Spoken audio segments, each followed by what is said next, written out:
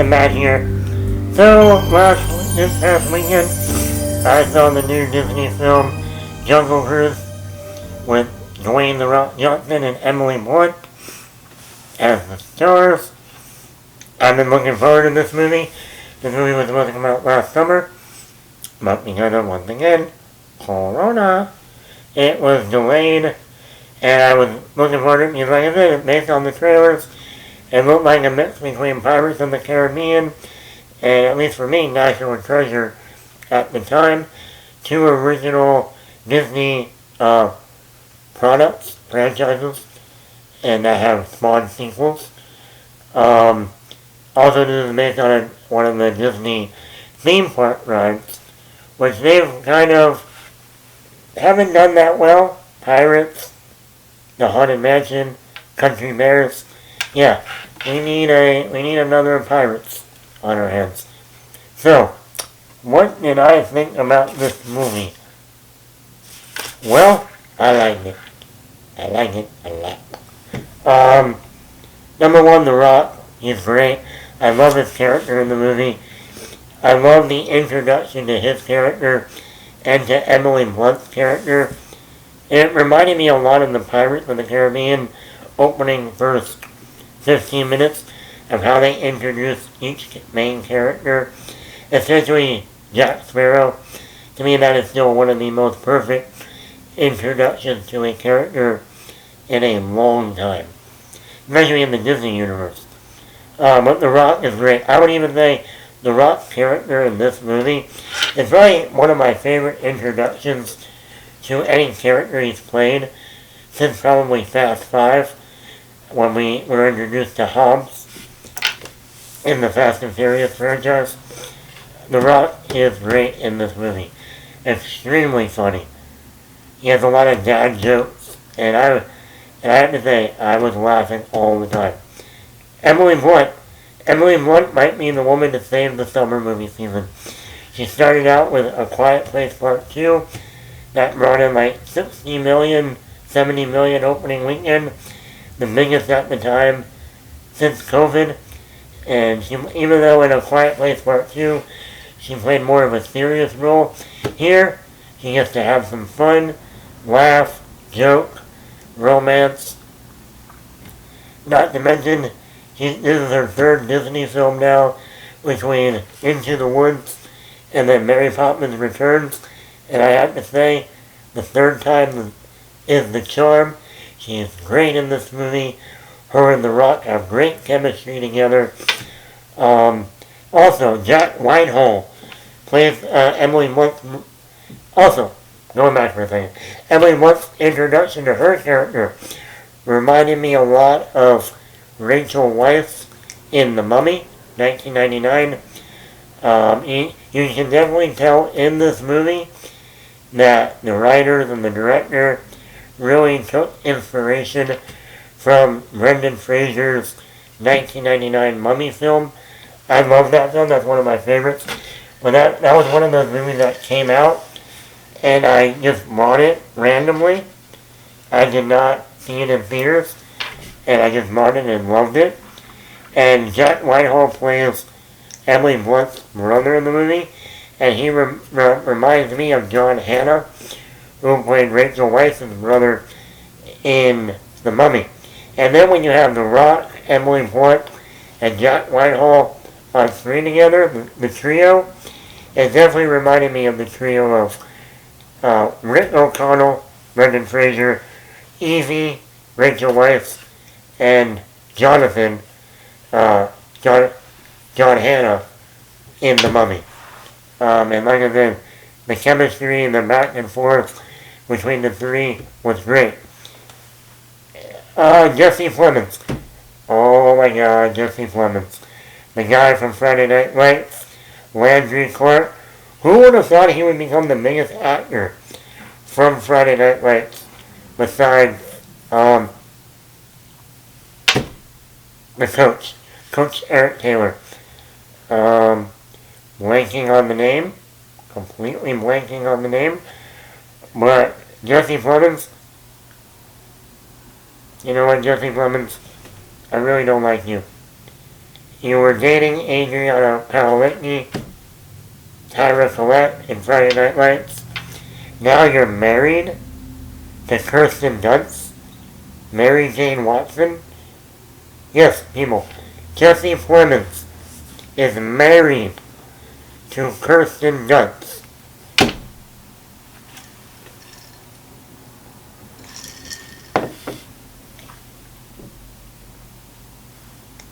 I don't get it. I don't get it. Damn you! You get all the hot women. Anyway, Jesse Plemons plays a German. You definitely tell they were Jesse Plemons' character was definitely inspired by the original, the first Indiana Jones with the Nazis and the Germans. The Germans, Nazis. He's hilarious. His voice in this movie is really funny. I mean, I know how this is stupid, but you'll get a good laugh, and he's just great in the role. He really is great. Another small performance we get in this movie, very small part, is from Paul Giamatti. Yes, me and Paul Giamatti, who used to rule the 2000s. From Cinderella Man to Big Fat Liar to probably one of the ones he's most well known for, Sideways. We're not drinking fucking Merlot. Alright. He has a small part, and once again, he knows how to toe that line of over the top just enough, but not like in The Amazing Spider-Man 2. It's always good to see my boy Paul Giamatti. I wish he did more movies lately. This movie is very funny. This is a funny movie. I was laughing from beginning to end. It is a great, action adventure comedy. I think you'll be laughing from beginning to end. I've already talked about the opening intros and the characters. Brilliant, perfect, great way to introduce your characters in a script. The pacing for a little over 2 hours. I think the movie moves really well. It's really like it's an adventure film, so you really shouldn't be slowing down too much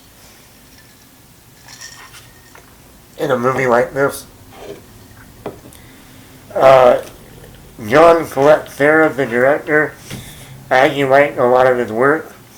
He's done a lot of the Liam Neeson movies like Unknown, Run All Night.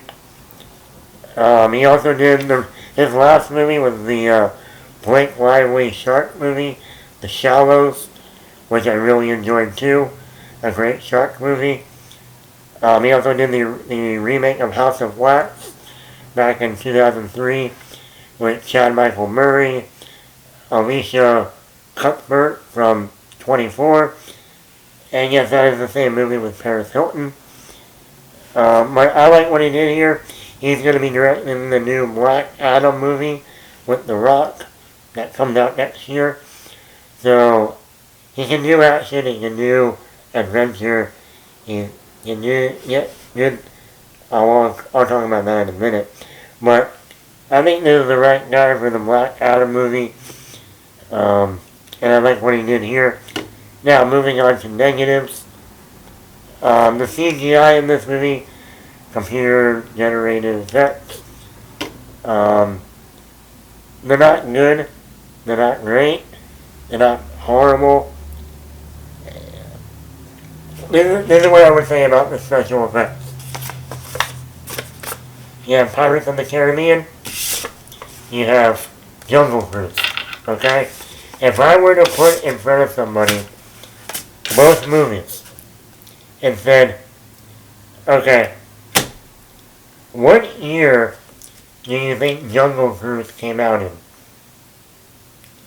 You would probably think it came out the same year as the first Pirates of the Caribbean in 2003, because the special effects look like the special effects of 2003. In fact, the sequel to Pirates 1, the effects in Pirates 2 look a whole lot better in 2006 than they do in this movie.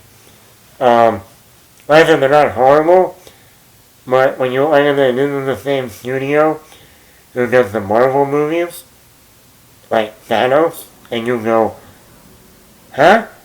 How does that not? This doesn't add up. So that's that. What else? I don't know why this movie was PG-13. There's no sex in the movie. There's no nudity in the movie. There's no language in the movie. Not if there is, there's barely any. There's no blood. There's some action, but not violent action. So I don't know why this movie was PG-13. There's one scene where you see like a boulder fall on a guy, but that's about it. So I think this movie really could have been a PG movie. When you go back and watch like Star Wars movies, or even like the earlier Harry Potter that were PG, you know, these are a lot darker than this. So, I don't know why it was rated PG-13. Maybe just to get more teenagers in the movie.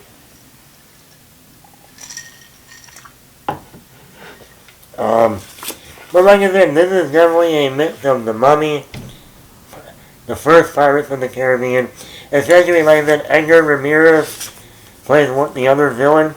He doesn't get a lot of screen time, which is kind of tragic, because Edgar Ramirez is a good actor.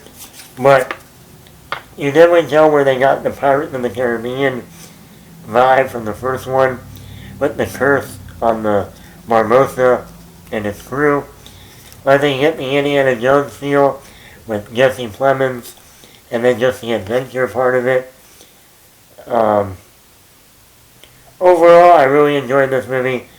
I personally would probably give it like a 4.5 out of 5. I had a lot of fun with the movie, and I would recommend it if you have Disney Plus.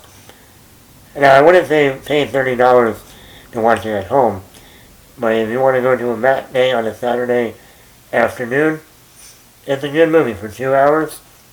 Good, fun movie to enjoy. So like I said, I recommend it. 4.5 out of 5. Matt the Matt here, like and subscribe to the channel. And I'll have more content later in the week.